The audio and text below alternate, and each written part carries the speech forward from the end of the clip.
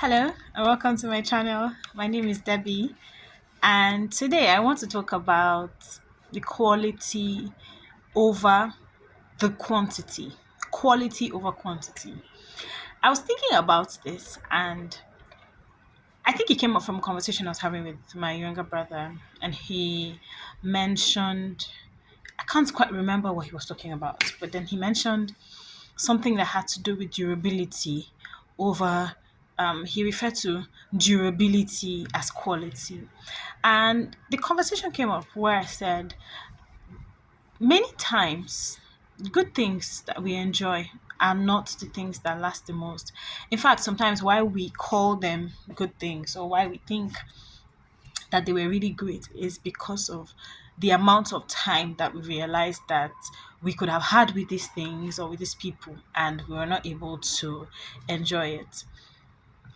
Now, I think this conversation stemmed from relationships and how there are lots of people who pride themselves in saying, I've known so and so person for a decade, for 2 decades, we've been friends for 30 years, we've been married for so and so number of years, or we have been in a relationship for I think someone was saying that she had been in a relationship for 12 years, and as a result she could not let the relationship go because being together for 12 years meant that they had learned each other so much that even if he was not acting the way he was supposed to act, it was too much water under the bridge, so she was not going to let it go.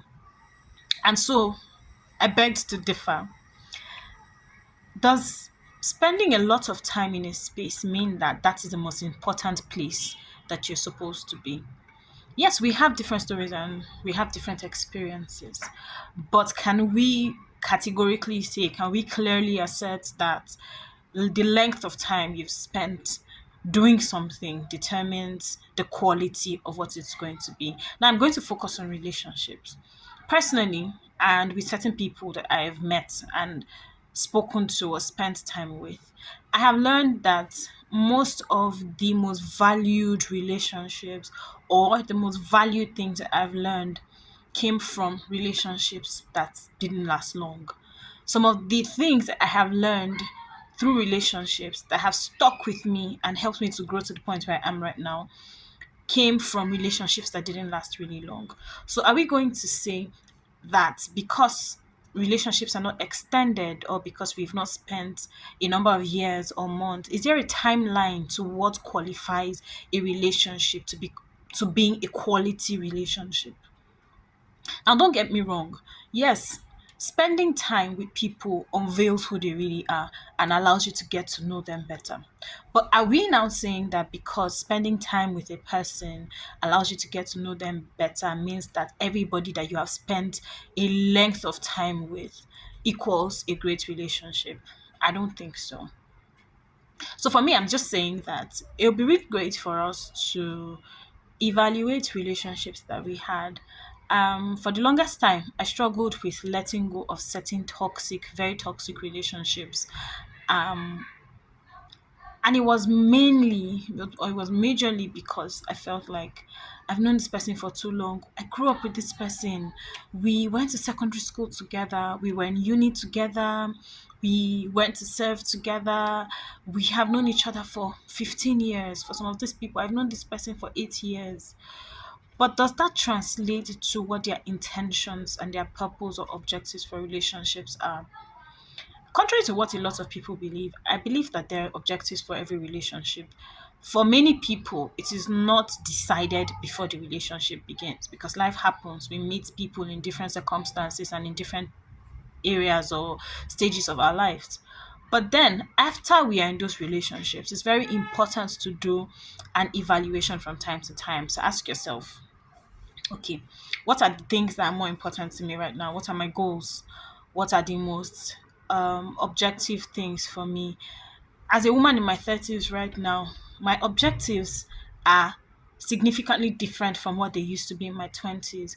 Were the goals and objective I had in my 20s bad? No, not necessarily. But I'm growing into a version of myself that is adapting to something else, to somebody else, to the environment that I'm in, to a different reality about the world and the things that I have to do. Now, the relationships that surround me or that I'm a part of right now in my life have to align with the objectives that I have.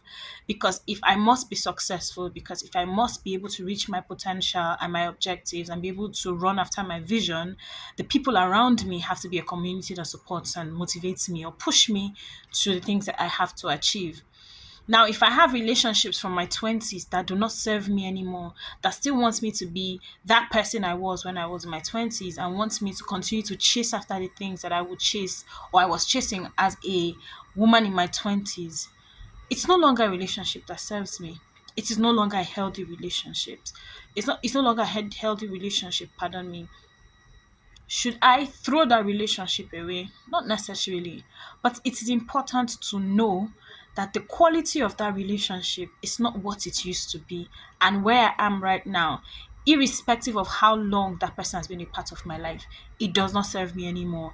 And hence, it is no longer a quality relationship. It is an extended relationship. I'll call it a quantity relationship. So we begin to count the years, begin to celebrate anniversaries, and talk about the number of years that we have known each other over the victories, defeats, the the objectives or common goals that we're achieving together. There's no balance anymore. So, in my opinion, it is okay to have extended relationships. I always dreamed of having the friends I had in my teenage years be my friends till I'm 80. And every time I come across videos where I see old friends, besties together, or old friends going on trips in their 60s and their 70s, I'm excited and I look forward to it. But does that mean that I'm going to have that? Maybe not. I'll be lucky to have that and I'll be blessed and grateful if I do. Would that mean that I cannot be the best version of myself that I can be because I do not have extended or quantity relationships? No, not at all. Because for every of these relationships that I may have lost at different decades in my life, at different points in time in my life, I have gotten something priceless to keep, memories, knowledge and understanding of a different personality, time and lessons that have been developed and learned from all of these experiences. That is something to keep. And for me, I think that that is quality. The friends that I've had, I have a friend that I've had for 25 years, and she's amazing and a great partner in my life. I'm grateful for her.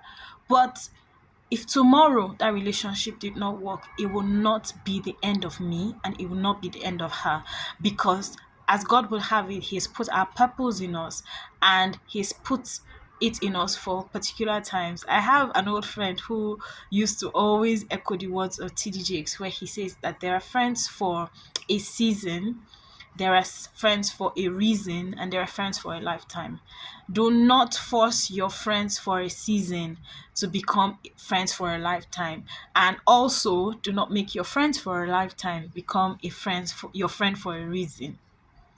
Thank you so much for watching this video. If you liked this video, kindly like and press the subscribe button. I look forward to seeing you. Take care. Bye.